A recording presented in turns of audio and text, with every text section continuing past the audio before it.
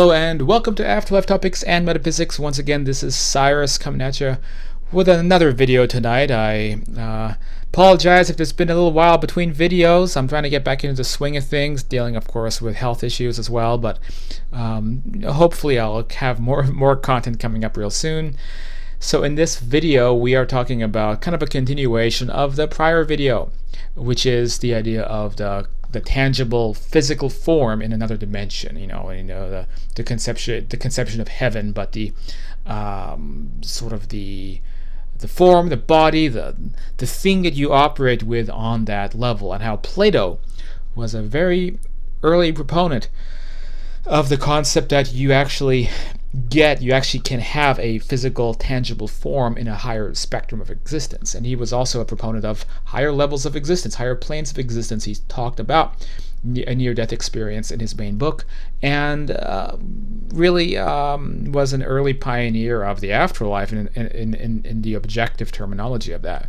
Now, I may not agree with some of his other ideas, but with spirituality, I definitely think Plato has a lot of great information about this.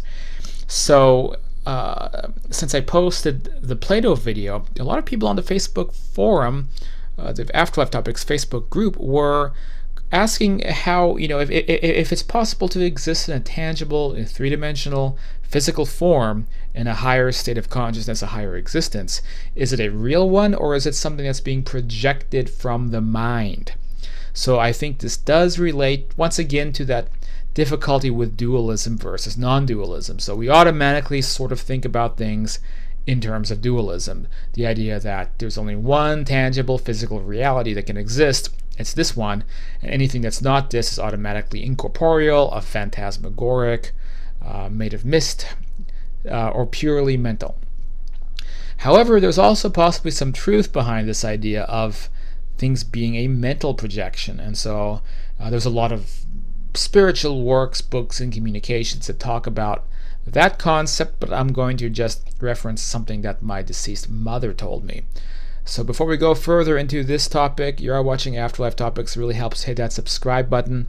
Please note that you may not see new videos on this channel on your YouTube, Facebook, or I'm sorry, on your YouTube homepage, because YouTube doesn't really like the subjects that we talk about. YouTube has a narrow scope of what they like on their platform. And that includes, like, I guess, cat videos, other animal videos, really, really tame, like how-to videos, politically correct humor, and like super left-wing commentary. That's pretty much all they allow on the YouTube platform.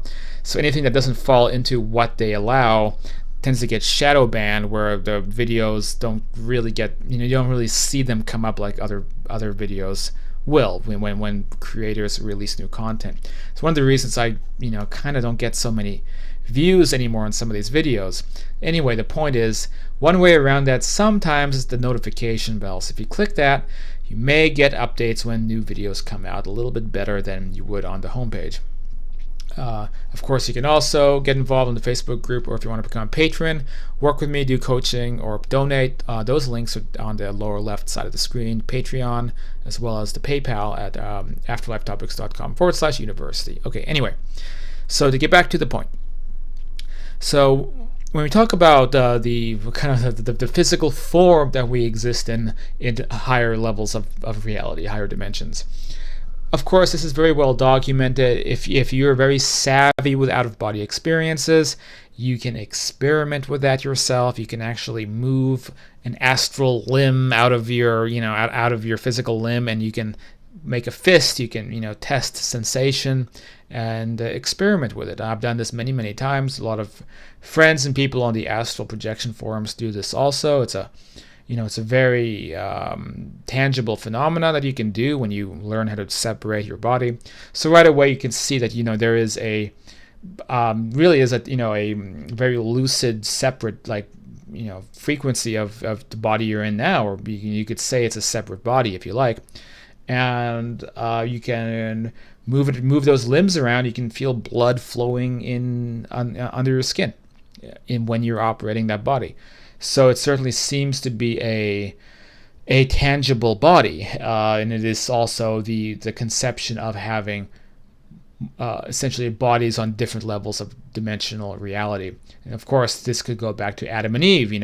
Adam and Eve are in the Garden of Eden, which could be the astral or the heavenly realm. They fall to Earth, and they don't necessarily fall to Earth literally from the sky. You could say that they appear in this lower dimensional reality in a new pair of bodies, ones that probably decay and grow old and suffer in ways that you wouldn't in that heavenly environment, right? But that mythology, it goes back to the same concept of having the form and having a non-dualist perspective. That's what we talked about in the prior video. So the question then arises: is this form a real thing, or is it a projection of the mind? So I would automatically kind of think it's a real thing. I mean, we're dealing with different dimensional levels of reality, and just kind of automatically, it feels physical, looks like a tangible object. It must be. Well, not necessarily. So something my mother told me early on when I was having a lot of communications with her, and for better or worse, sometimes we've even had fights on that side. She still has some quirks and issues that she's carried over from her life here. But for the most part, we get along, especially not long after she crossed over, right? And so I could ask her many questions. And so I was essentially asking her this same question. And this was, she passed away in 2016. So this was probably 2017. And so she looked at me, and she said, "No, we were basically sitting together on a couch, and I'm astral projecting. So my mind is fully there. I'm having a fully lucid experience." And she says, "My form is in a way a projection of my inner thoughts going outward into a form that I can use." So what that means is that how she even feels about herself on a day-to-day basis may affect her physical form, so that if she is in a bad mood, it may actually reflect itself in some physical way. If she feels pretty, she'll look pretty. If she feels ugly, she'll look ugly. What's on the inside is coming into the outside. It's becoming that outer shell based upon the inner thoughts, continually creating this outward but physical form that she uses, but is very malleable and can change, could shapeshift, and could teleport and do many of the things that we are aware of. So in this sense, from her description, the astral form is very much, it is tied to the mind, yet it also has all the outward components of a normal physical body. Now, what that makes me think is that the answer to that question of is this astral body a mental projection or a real thing, the answer is that it's both, right? So it's both a mental projection and it's a tangible, three-dimensional, physical, solid thing. So those things are not necessarily oil and water. You can mix those concepts together. And that's what we see happening on that higher spectrum all the time. It's kind of like how things operate on that level, right? So you can create something with your mind, and yet it just feels as normal and natural as anything else. So the astral body is the same thing. So on one hand, your thoughts, your inner thoughts, your inner world is continually projecting this avatar, this shell that you're using. But on the flip side, what's being projected is actually, still made of atoms, and it still has cells, and it still has blood under the skin, and it's the whole deal. Well, how is that possible? You have to think about the way things materialize on that side, right? So using conjuration, the Akashic, whatever you want to call it. And I believe Jürgen talked about this a lot in his books, and so he was talking about I think it was like a Lamborghini, I forget which kind, but that somebody creates this very nice sports car using a mental, kind of pulling it from the Akashic out into the reality, and then he was expecting if you lift the hood up, it might be empty because the person who created it obviously may not understand the inner mechanics of a car. You may not see that V6 engine or whatever it is that Lamborghini uses when you pop open the hood. But in his situation, like, he did pop open the hood and saw that there was a fully operating engine and all the components of the car down to the tiniest details. What this means is that it's not always so much that the object is being pulled out of your mind and your consciousness. It's a little bit more like the Matrix when they're accessing a database of equipment, right? And they pull out the the assault rifle, and and now it's a fully functional assault rifle from the database that they have in the film The Matrix, right? Which is basically about like creating realities in virtual-scapes. And as part of a battle against machines and artificial intelligence. I'm sure everyone's seen the film by now. They know what it's about. But that's the concept that we're looking at on that side. So it's not so much that you are creating it, but it's your thought that signals the collective database and then pulls it out of the database. And then it has all the details and physical components as it would here.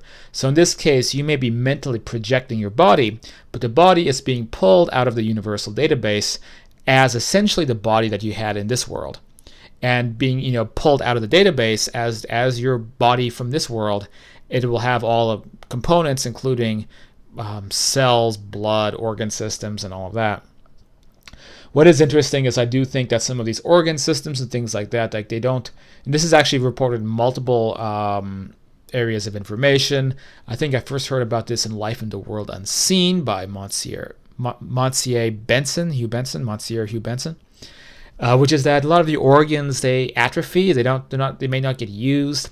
Your digestive system is probably not going to function after a while, so you're just going to have like a stomach that doesn't do anything. So you eat food, but the food just sort of evaporates or processes inside your body, or you feel the effects of it, but it doesn't get digested normally because we stop paying attention to things that we don't want. If we don't want to deal with digestion, then we make it go away, and then the body kind of morphs and changes into what we want as we live there.